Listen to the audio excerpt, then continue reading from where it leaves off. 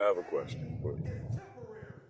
Have you ever thought about, instead of starting an LLC, starting, your first business venture, and trying to grow that business? Or would purchasing an existing acquisition be a little bit more profitable for maybe even a first time business owner?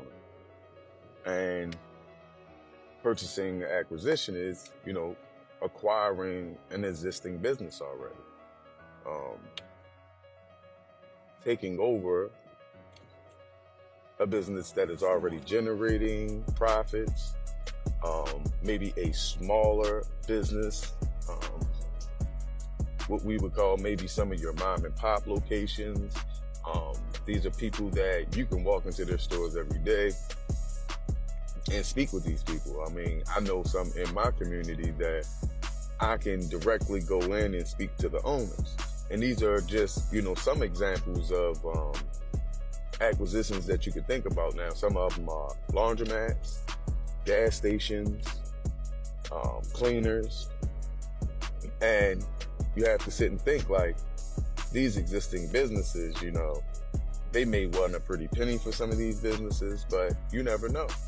How would you know unless you investigate, do some research, go in and talk to the owner about it? Ask them if they would be willing to, sell their business. And if they were, what kind of price would they be looking for that particular business? And, maybe you probably are going to have to build some type of, hopefully you may have over the time, if you know these people in your community and you see them often, that maybe you could take some time one day to ask them if they wouldn't mind sharing, at some point in time, not in detail, but just generally what the store does number wise, either monthly, whichever is comfortable for them, or, yearly, and try to gauge a means of picking their brains and figuring out how they feel about this business. Is this something that they put their heart and soul into? Is this something that they acquired through an acquisition, as an acquisition deal for themselves? And I know you think straight off the back, like, well, if I'm having a hard time living, how am I going to purchase an acquisition? And maybe I'm not having a hard time living, or maybe it's just something that is a little challenging, never really thought of like that. And I just wanted to share some information and get your wheels turning in a different direction. You could be looking at, 30% down for an investment, purchase even for a business. It just depends. Now, if they're selling it outright, then, I don't know what the ticket number would be, but I'm quite sure not everybody, walks in and pays cash for businesses. I'm quite sure they don't. And a more popular, means or strategy to acquiring these businesses acquisitions is the same way that a lot of people acquire their homes, through seller finance. And that's allowing the actual seller of the business to actually help you finance the deal to get done. So essentially, they're helping you to purchase their business. Now, of course, there would be in matters of such, there would be, some type of maybe additional yearly bonuses, quarter bonuses, however you may have to structure the deal, but there would be some additional incentive for that type of deal for them to want to do something like that for you.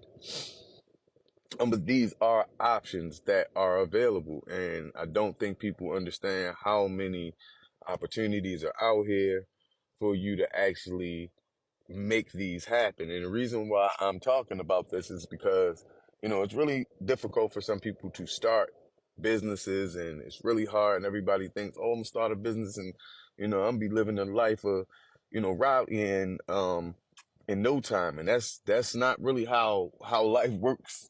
Sometimes it's like that's a lottery hit sometimes with certain things. And business doesn't always, work the way you want them to. And sometimes business starts off really slow. So you're not making any money. Most people don't make any profit their first year opening their business. And sometimes maybe not even their second year, depending on what type of business it is, what type, business model you have. Um, but if you're already walking in the door to a pre-existing income generating business, that may just be a little outdated. They don't have any social media marketing. They don't have any type of advertisement. They're still, you know, using old software or whatever they're doing to kind of follow how their money is being made and how the money is generating, and they don't have the detailed schematics of their business. They've just been doing it for so long that they know how to write it down and get everything done and input certain things into, maybe Word or however they have to situate it. But a lot of these people are outdated. They're a lot older. Um, and some of these people are ready to retire. They've been doing it for a very long time. They may have some things with their health. They may have some things going on with their family, or they may just be plain tired and just ready to retire. And these are opportunities for you to swoop in and ask those questions. Um, don't be afraid to ask. Don't be afraid to ask, because you'll never know if you don't apply yourself. So, and look up the information if you have to. Look up, what existing acquisitions are for sale in my state. So look that information up. And some of these businesses are under $100,000. Some of the businesses are under $30,000.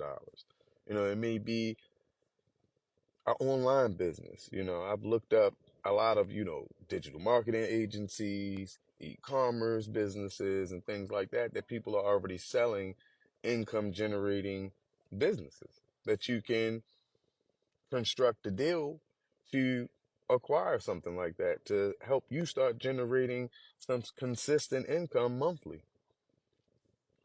It's just something I want you guys to think about.